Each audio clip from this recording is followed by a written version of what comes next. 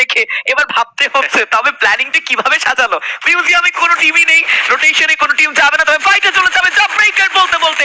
শুরুর ফাইট, শুরুর অ্যাগ্রেশন, শুরুর শট অ্যান্ড রুবিকা। প্রথম প্লেয়ার নয়, এটা দ্বিতীয় প্লেয়ার হতে পারে, যদিও পাল্টা আঘাত এসে এবার মিকোর উপরে পড়বে।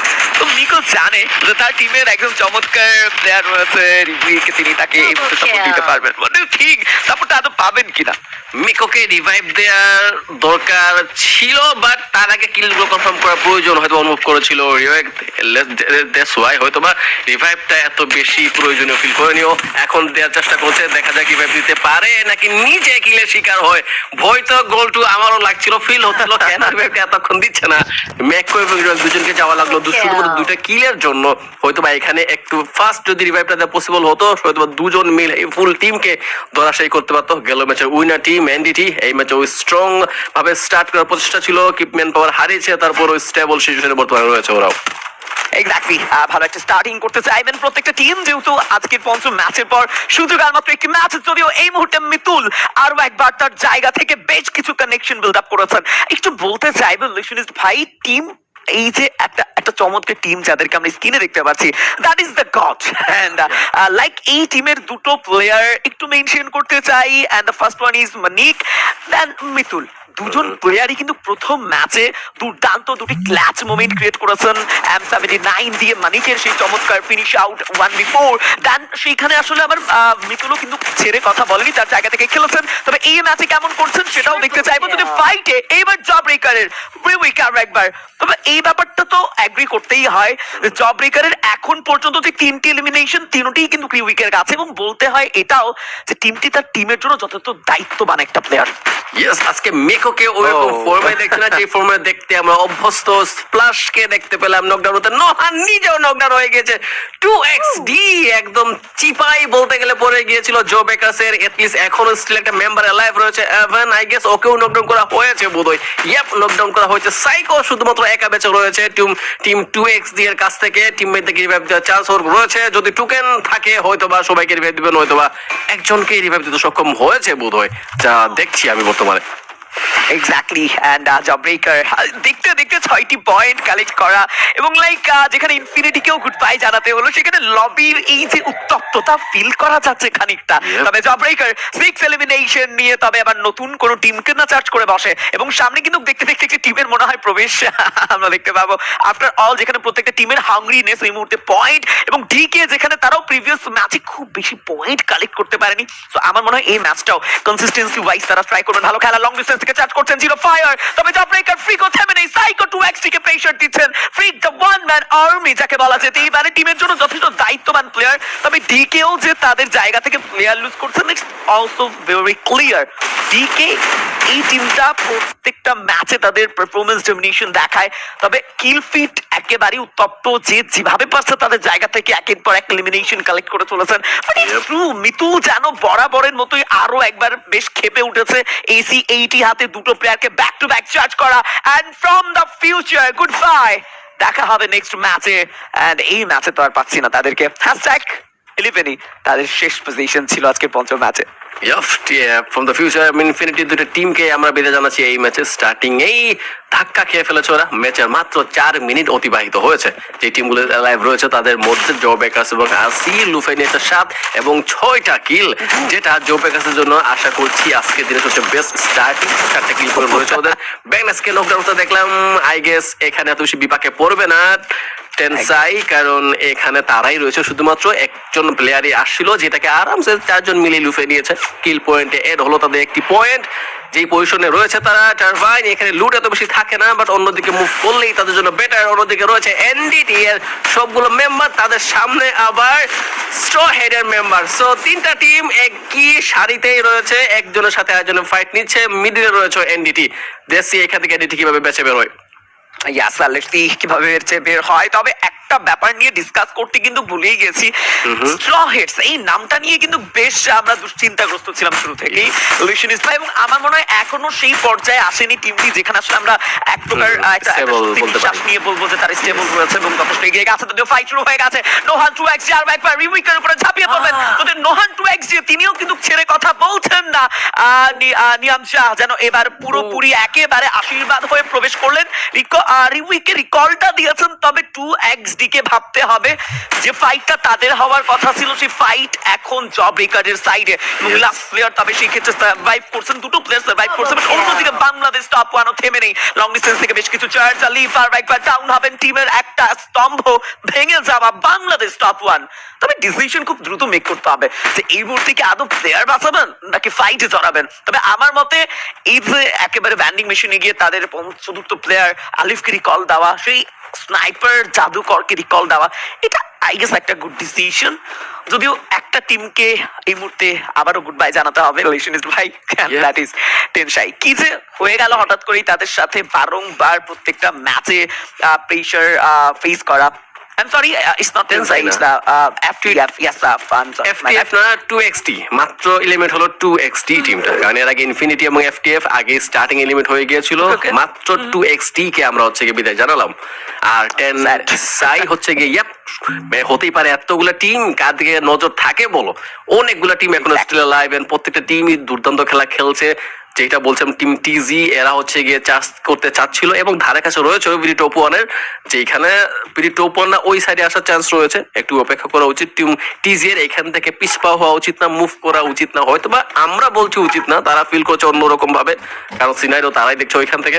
লেসি বাকি সবগুলো টিমকে স্ট্রং ফিল হচ্ছে। তারপরে যদি স্পেশাল মেনশন করা লাগে এই ম্যাচে বিশেষ করে জো বেকার্সকে আমরা হয়তো পুরাতন রূপে দেখতে পাচ্ছি, যে এরকম অ্যাগ্রেসিভ গেম প্লে দিতে তারা হচ্ছে গিয়ে অভ্যস্ত, যে এইরকম গেম প্লে তাদের কাছ থেকে প্রত্যাশিত, ওইরকম গেম প্লে এই ম্যাচে আমরা দেখতে পাচ্ছি, ফিল করছি। কেন জানি মনে হচ্ছে টিমটা গুছানো হয়েছে এবং এই ম্যাচ হয়তোবা তাদের জন্য একটা দিক নির্দেশনাদায়ী একটা ম্যাচ হবে।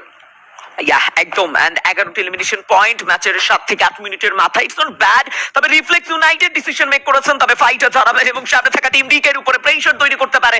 আবার গ্রাউন্ড ধরে রেক্সান স্নাইপিং চার্জ গুলো প্রোভাইড করবে এবং মুখোমুখি 3v1 এই স্প্লিট সিনারিওতে ডিকের এগেইনস্ট অলরেডি রিফ্লেক্স এবং প্রথম শট যাবে ম্যাক্স 7 হাতে ফ্ল্যাশকে ডাউন করা হবে। আরো একটা connection build up, but Rakib no more time.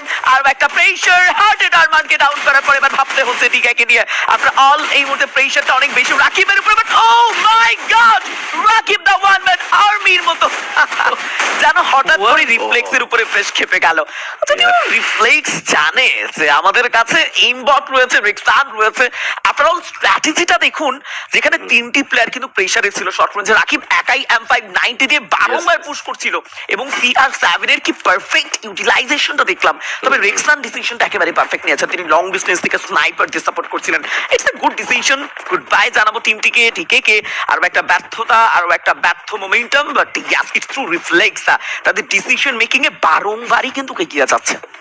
Motor রুইনে এখনো ভিডিওবানকে দেখতে পাচ্ছি এই জায়গাটা এখনো তারা ছাড়েনি, পজিশন মেনটেন করে চলেছে। তাদেরকে আজকে যে খেলার স্ট্র্যাটেজি তাদের আমি ফিল করছি সেটা হচ্ছে পজিশন ধরে খেলে। এখন পর্যন্ত কোনো অ্যাগ্রেসিভ গেম প্লে তারা এখনো প্রদর্শন করেনি।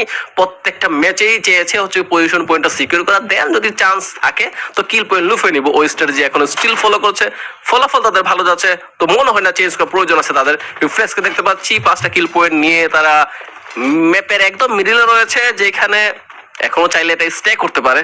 যদি কথা বলা যাক বাকি টিমগুলোর ক্ষেত্রে কিল পয়েন্টের টেবিল পয়েন্টের দিকে, তাহলে টিম টিজিকে একটু উপরে ওঠা লাগবে, টিম আরসিকেও একটু পয়েন্ট নেওয়া লাগবে। যেগুলো রয়েছে সেগুলো তো রয়েছেই, প্লাস সবচেয়ে বেশি কষ্ট করা লাগবে টিম স্টোহেডকে। এই টিমটা স্টার্টিং এ যে ধাক্কা খেয়েছে সেই ধাক্কা এখনো সামলে উঠতে পারেনি। বিগত কয়েকটা ম্যাচে সেই রকম কিল পয়েন্টও আসেনি। একটা ম্যাচে তারা টপ 12 হয়েও বিদায়ও নিয়েছে। সো খারাপ যে সবচেয়ে বেশি টিম স্টোহেড। দেখা যাক এই ম্যাচে তাদের কিল পয়েন্ট কত থাকে, ওভারঅল পয়েন্ট তারা কত লুফে নিতে পারে।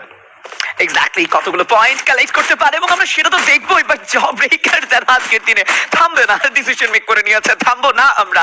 ইয়াস্ট্রকে এবার টার্গেট করেছেন লং ডিস্টেন্স থেকে মিকো, আর একবার AC-80 হাতে ব্যাক টু ব্যাক কিছু পুশ করছেন। তবে ইয়াস সামনে থাকা প্লেয়ার ফয়সালকে ডাউন করবেন সাকসেসফুলি। মিকোর আরো একটা কনফার্মেশন যুক্ত হওয়া, তবে বাকি প্লেয়াররাও কিন্তু বিপদে রয়েছে। লিসনিস ভাই একটা কম্পাউন্ড যেখানেও সাপোর্টিভ কোনো জোন নেই সেখানে গিয়ে এই মুহূর্তে কোনোভাবে আসলে যদি রোটেশন মেক করতে হয় মাস্ট বি তারা সামনাসামনি পড়েই যাবে। তবে তানভীর তানভীর তানভীর আরো একবার মিতুলকে সাথে নিয়ে টেনসাইয়ের উপরে যে পুশটা করছেন এটাও অসাধারণ। আফটার অল দ্য গড এই ম্যাচে গড পারফরমেন্স দিচ্ছে। তো আমার মনে হয় যে দ্য গডকে নিয়ে একেবারেই এক্সপেকটেশন হারানোর কিছু নেই।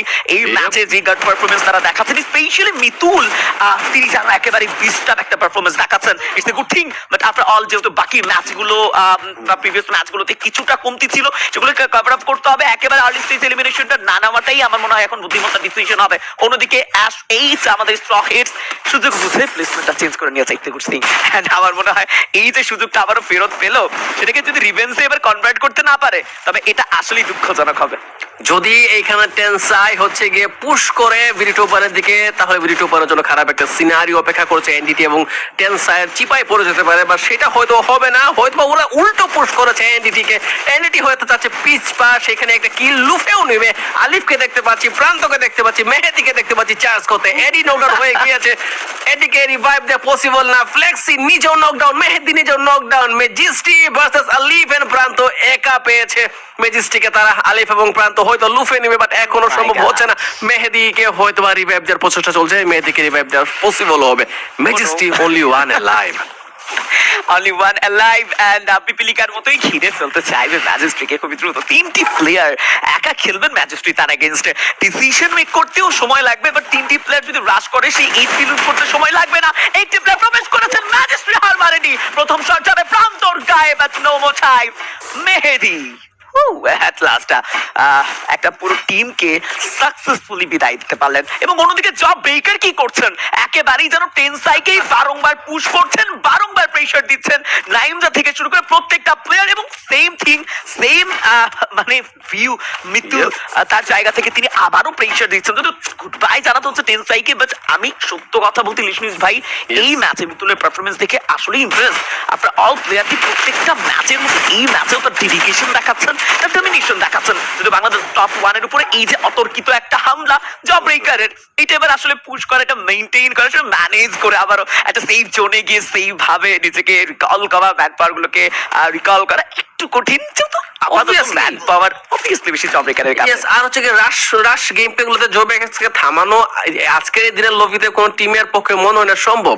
সবচেয়ে পুরাতন টিম, সবচেয়ে স্ট্রং টিম, এদের তাদের প্লাস পয়েন্টই হচ্ছে রাশ খেলা এবং সেই খেলারে তারা এইখানে মেইনটেইন করছে। কয়েকটা কিল লুফে নিল তারা। আর বিডি টপ 1কে হয়তো বা ড্যামেজ দিয়ে নকডাউন করেছিল দুজন প্লেয়ারকে। এখন তারা ফুল মেম্বার নিয়ে স্টিল অ্যালাইভ রয়েছে। 17 এলিমিনেশন পয়েন্ট। এটা আসলে প্রশংসনীয়। জব ব্রেকার যেন এক ম্যাচ দিয়েই বাজিমাত করতে চাই তবে এইবার লং ডিস্টেন্সে নামার ঠিক আগ মুহূর্তেই প্লেয়ারটিকে ডাউন করবেন বাংলাদেশ টপ 1 আলিফ। তিনিও লুজ হয়ে যাবেন। প্রান্ত যেন বেশ বিপাকে। ওপেন ফিল্ড একের পর এক ট্রেবল, একের পর এক চার্জ, সেখানে তার উপরে ice manage. But good bye Bangladesh top 1। Job breaker ফর্মে আছে, ফেরত এসেছে।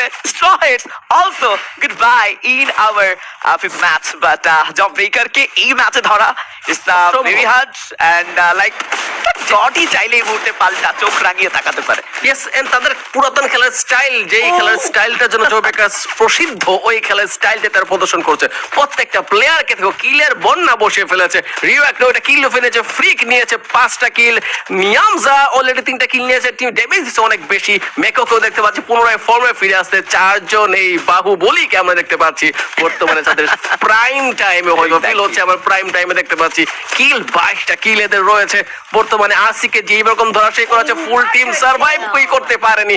রেড ক্লিফ বিদায় জানিয়েছে জো বেকার্স। তারপরও এখন রয়েছে শুধু 3টা টিমের live. Goal two I guess reflex এবং টিজিরা রয়েছে। কি মনে হয় কার দিকে ভারী হবে পাল্লা? সুযোগ অনেকটাই বেশি এই মুহূর্তে রিফ্লেক্সের কাছে, বিকজ রিফ্লেক্সটা ছেড়ে কথা বলতে জানে না। তারা জানে সুযোগ যেহেতু হাতে এসেছে সেটা ছিনিয়ে নিতে হবে এবং দুপাশের প্রেসারই টিজিকে এই মুহূর্তে গুড বাই জানানো হয়েছে। লাস্ট 2 টিম একেবারে তীরে এসে তরি ডুবে যাওয়ার মতো একটা ব্যাপার টিজির জন্য। দ্য গড যেন লাখটা আজকে কোনোভাবেই তাদের পক্ষে যাচ্ছে না। বুইয়ার সেই চমৎকার রূপ এখন পর্যন্ত দেখতে পাইনি। তবে 4v4 battle reflex United versus job breaker, তারা লাস্ট মোমেন্টে খেলবেন। রেশিওটা 58% জব ব্রেকারের কাছে থাকলেও হেডশট রেক্সানের ডাউন। সামনে থাকা প্লেয়ার ট্রাফিককে এন্ড প্রথম প্লেয়ার লুজ হওয়ার পর তবে নেক্সট ডিসিশন কি মেক করবে জবব্রেকার, রোটেশনটা কিভাবে নেবে 90 ডিগ্রি অ্যাঙ্গেলে নয়, তবে মনে হয় এবার ইলেকট্রনিস্ট ভাই জোন বাঁচিয়ে দিয়েছে, খানিকটা সাপোর্টে ছিল জবব্রেকারের। আফটার অল যদি টপের দিকে জোনটা মুভ করে তবে কিন্তু জবব্রেকার খুব সুন্দর মতো লেফট সাইড দিয়ে বের হয়ে যেতে পারবে। ইয়েস, জোন সাপোর্ট দিচ্ছে জো বেকার্সকে, বাকি টিম হচ্ছে গিয়ে বিপাকে রয়েছে। জো বেকার যদি এই ফায়দার পূর্ণ ব্যবহার করতে পারে তাহলে সবচেয়ে ব্যাপক হবে, কারণ রিফ্লেক্সকে উপরের দিকে উঠা লাগবে এবং তাদের ঘা ঘেঁষিয়ে উঠা লাগবে। লেন মানে ব্যাপক ব্যবহার দেখতে চাই, গ্রেনেডের ব্যাপক ব্যবহার দেখতে চাই। এই দুইটা জিনিস আটকাবে রিফ্লেক্সকে, অলরেডি ইউজ করা হচ্ছে। রেক্সন বাইরে থেকে দূরে থেকে টিমের দিকে হেল্প করার চেষ্টা করছে, যেটা ভালো। অলরেডি মেকোনিয়াম ফ্রিক এবং রিওয়াক অলরেডি শুধুমাত্র এলাইভ রয়েছে, এখন একাই এলাইভ রয়েছে রিওয়াক একটা কিল নিয়ে, বাট সোলো সার্ভাইভার কদ্রাই নিজের টিমকে এগিয়ে নিয়ে যাবে গোল two. Oh my god, Tassin X! Oh, Reflex United!